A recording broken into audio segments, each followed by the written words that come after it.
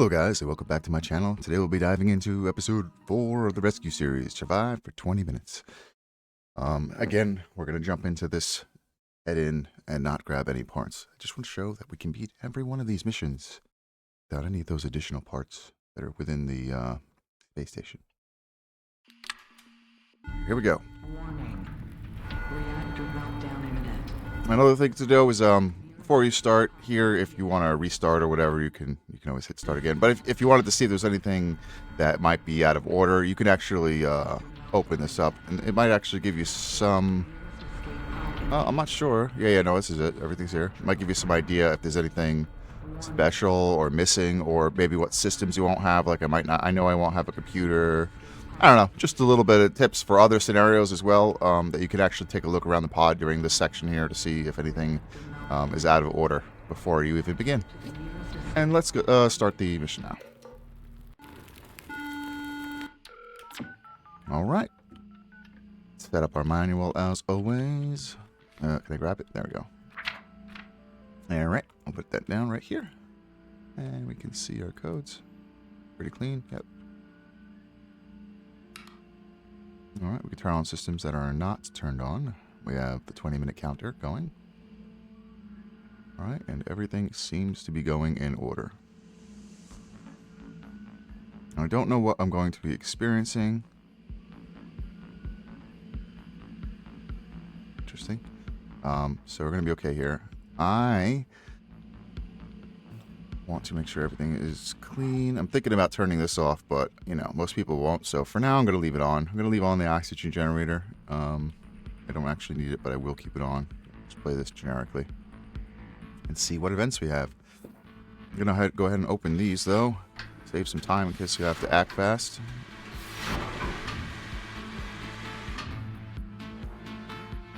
All right. And while we're waiting, just so you're aware, I'll go over it again. CO2, most important system.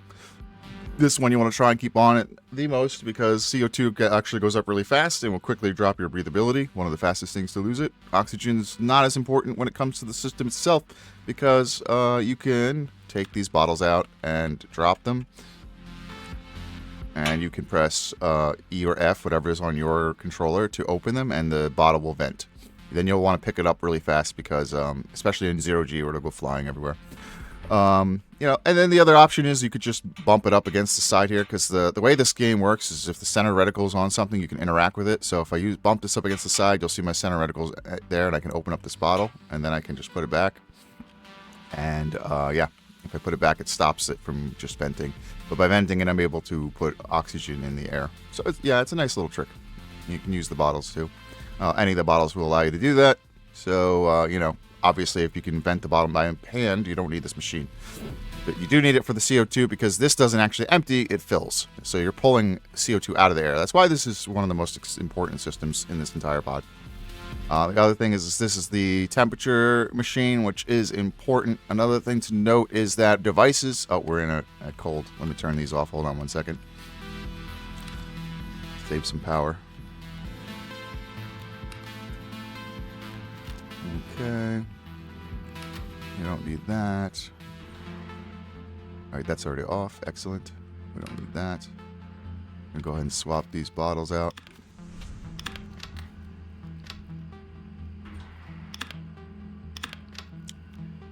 Okay. And this is the recycler. This is going to recycle when we can. So right now, in case you didn't know, we're in an ice nebula. This is creating a low power situation where we only have so much power to deal with. So now our power is this bar here, this orange reddish bar here.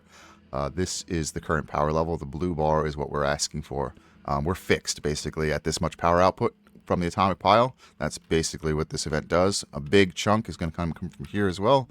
The other big chunk is coming from the beacon, but which we can't get rid of. We really want our beacon. So we're going to let that keep running on battery and whatnot. I don't want to turn off the lights just for your viewership because you don't want to be in the dark. I don't like to be in the dark either. So yeah, we're going to do that. Anyway, what I was saying is this device doesn't absolutely have to be on at all times. It does monitor your temperature, you'll notice, because now we're in a cold nebula. We should be dropping. We're also going to need to blow on this. It sounds like this gets dirty. We're going to have to blow on this occasionally. I'm just going to blow on that. You'll hear the CO2, just so you know, audio-wise, when you're over here. Just listen to that air. So that air is always going to be the CO2 unit you're listening to. So if it's sputtering, it's going something like that, then that means your air filter might be dirty, or there could be a problem with one of the parts in here. It's actually, an audio cue. And then the other problem is I turned off the O2. So like I said, we can manually vent this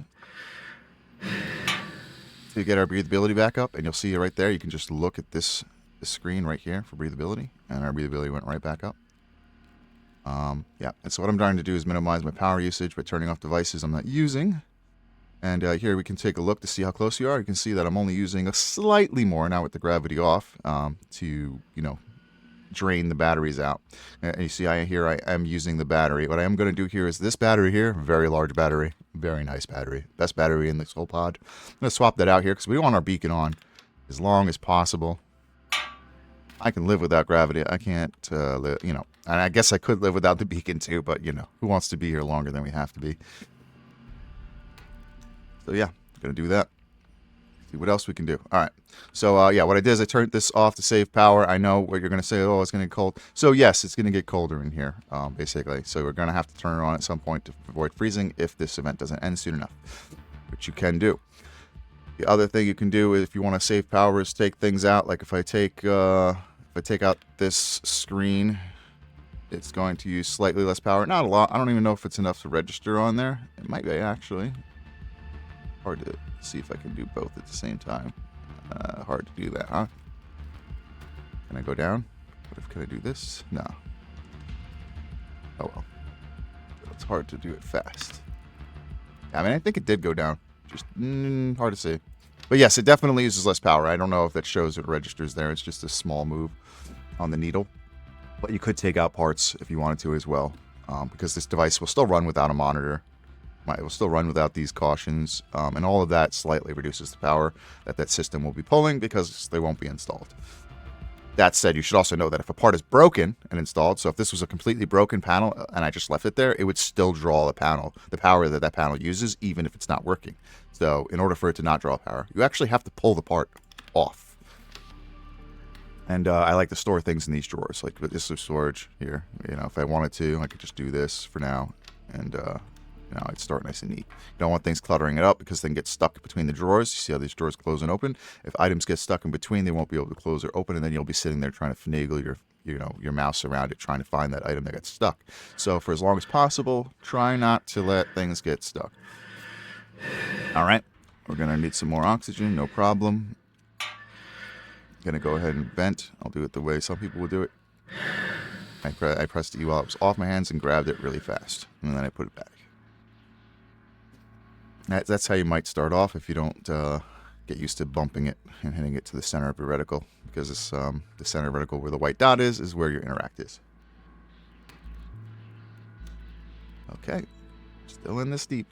All right, we're starting to get cold now. I can hear this sputtering. Yep, it's definitely sputtering. And now it's not. Okay. Gonna take some batteries out that we're not using soon, like this one. Yeah, this one barely uses any battery. Nope.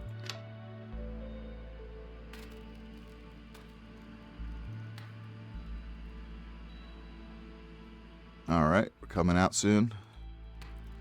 As soon as the ice is gone, we can start turning our systems back up. There we go. And there we go. Now the atomic pile will warm up to whatever we use. So let's go ahead and turn everything back on. We want this recycling. Very important because we need this to recycle the CO2 back into O2 so we can change those tanks out later if needed. Go ahead and move that up. We'll take another one out. We don't need to save power. As we can see, we got some power storage here. You can always take a look at that to see what kind of parts you have. You just click this if you want this to be quiet, because we're already back up to safe temperature. That was the, whatever one is blinking, honestly, is the one you care about, but it was the master warning there. All right, and we can turn the O2 back on, because we don't need to vent anymore. The other option when you're low on O2 is you could just turn this on. You didn't have to vent the bottle manually like I did. If you prefer to do that, you're welcome to do that. I just want to try and save my battery power. Okay, now we're going to go ahead and turn this on. We need to recharge some batteries, so I'm going to go ahead and do that even though I'm about to take some damage because you never know when we'll need these batteries again. So we're going to stick that in. Another trick I will show you is you'll notice that my usage is going up, so my atomic pile is going to start driving upward. So instead of surging my whole system, which is what will happen when you pull this battery out, what I like to do is turn this off and take the battery out. Put the battery back in, and what that's doing is it's letting my atomic pile cool a little bit. The atomic pile is going to slowly cool, and then I'll turn this back on. And that way I don't surge the system, which is good, because if, let's say, a transformer is damaged or if fuses are damaged and transformers, you're going to have sparks flying all over the place if your power goes over your need. So yeah, that's another tip you'll learn about when you start sparking the system. And we can charge the batteries this way. Okay, any other batteries? Oh, yeah, big battery. Alright, and we're getting some errors. We'll take a look at that in a second. Let's just get our batteries charged. This one's a big battery, so it's going to take a moment to charge. And the beacon uses a lot. That's why I like to use the large battery on the beacon. Oh, we can turn the gravity back on, too. I don't know, I'm sitting here holding handles to get around. Low gravity, you have to use all of these individual handles. You can hold right click or left click, whichever hand you want to use is your off hand, and then move around with the WASD in any direction you want while holding a handle. Oh, let's turn this off. I forgot about the battery.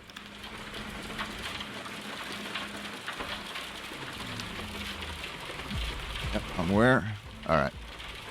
Did it just cool down a little bit? I let it get a little hot. Yeah, I did. That's fine. I think we're okay now. See? Yeah, okay. We're fine. Okay, and now we're going to check for damages. Obviously, so things are going wrong. We've got 0NE4, and that's it for that. That's fine. That's fine. And we have, well, honestly, it's just probably the battery. Yeah, he's dead.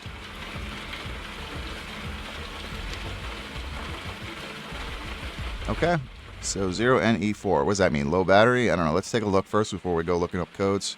There's no battery, so it's not that. I'm not sure. So we can go over here to our manual, which somebody knocked over. How rude of them. That's too bright. Okay. 0NE4. 0N. There it is. 0NE4. Bad electrical connector. So our electrical connector here is bad. Which means that it's not totally destroyed, because I know I talked about it in another video. The color of this will actually change to a completely different color when it's completely broken.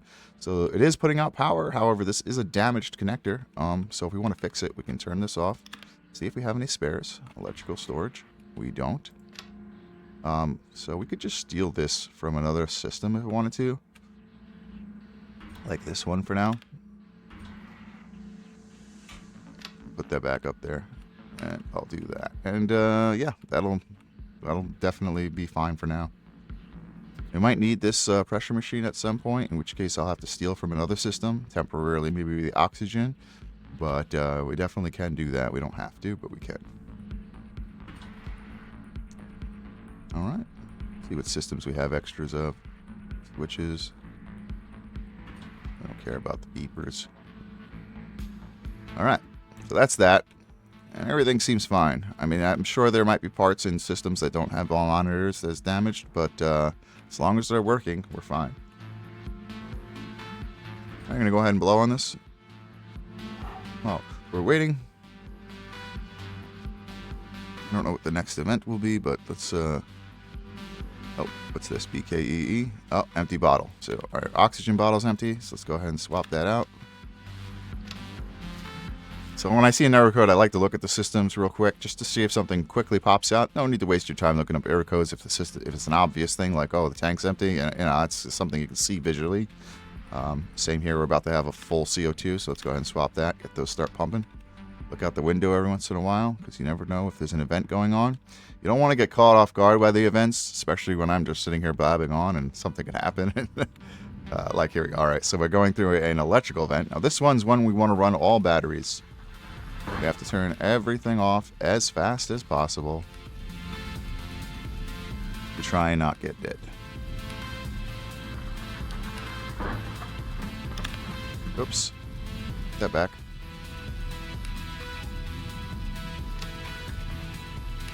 Turn that off. Alright, everything's off. We're going to need to run completely on batteries. Alright, so everything's off, so nothing should spark. And to start off, you want to run everything on batteries. So we're going to take off this power connector. You don't want power connectors because they ground to the circuit. I showed in another video. We're going to put this over here so I know that that's a damaged part. And we're going to get a battery. Like I said, CO2 most important. I want that online. Get that online now. Oh, I forgot about the beacon. Well, there's that. Gotta turn the beacon off too. See, that power connector is completely fried. That's what happens. But that's okay. I think we'll make it. Go ahead and toss that. Get another battery. Get the beacon back online. Looks like the transformer's bad too, but that's fine. Because we're going to run that sucker on battery for a bit. Alright, and we definitely, you know, if you want to, you can get your oxygen online too. We'll show that in an easier way than venting the bottles. By grabbing a battery, throwing it in here and turning this on. Yeah, our oxygen's a little low, so we're good there. How much time do we have? 5 minutes. Alright, we're almost through this, guys. Almost. 2NOE means on battery. That's what that error code means. This is just a warning, I think, for the oxygen being too low. Yeah. Alright, let's get some lights in here. It's really dark. I don't like being in the dark.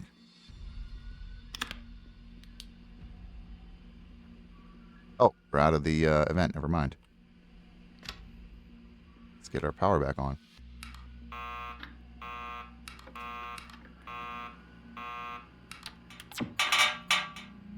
No need to worry, we are good. Bring that back. I'll drain all my batteries, thank you. We're going to go ahead and put everything we took out back. Power. I don't want to run that on battery anymore.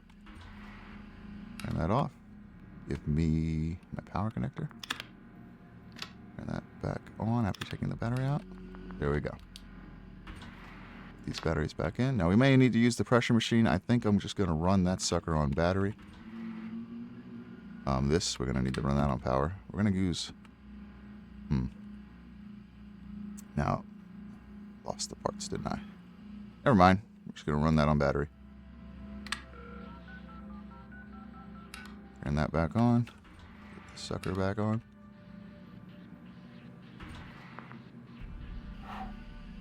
Low on that. Alright, everything's fine. We don't have anything going on. Good. Oh, this isn't on.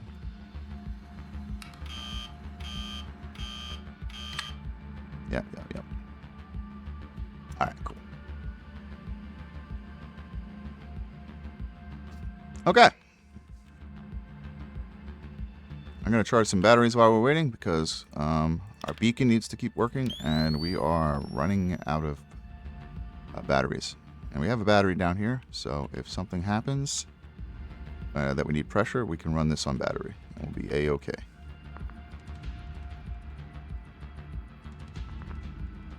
Because as you remember, I stole the power connector off of it. Alright, we got another asteroid event, so things are going to break.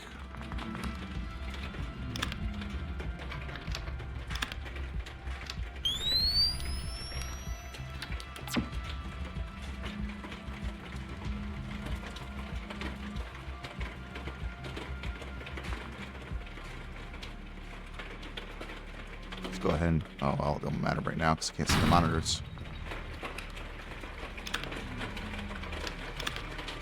This is just so in case I need to run anything on battery, I will have the option to do so.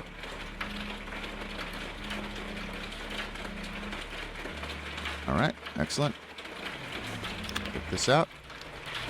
And then just check, make sure your atomic pile isn't too hot over there.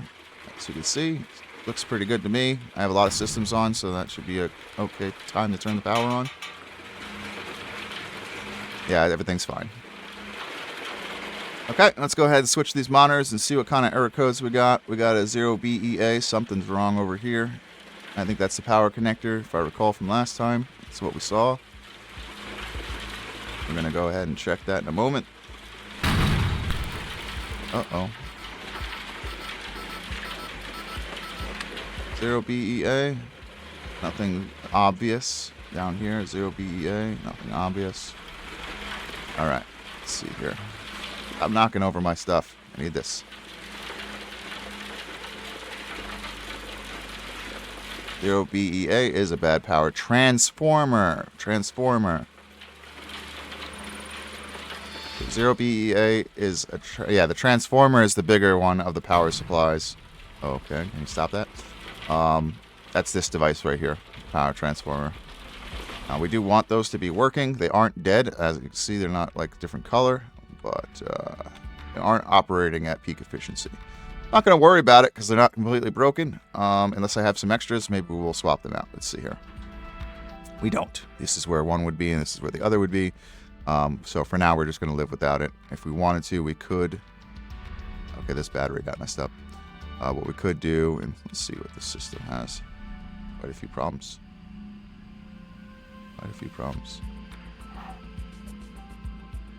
So NOE, O2NE. Oh, my juice ran out. You can hear the that go off sometimes. It makes a little beep sound. Uh-oh. There you go. We only got a few seconds, so we're good. We're good. But yeah, I mean, we could steal parts from here maybe. If there's nothing wrong with them, but I'm not sure. It's not 0BEA, so the transformer is good on this one.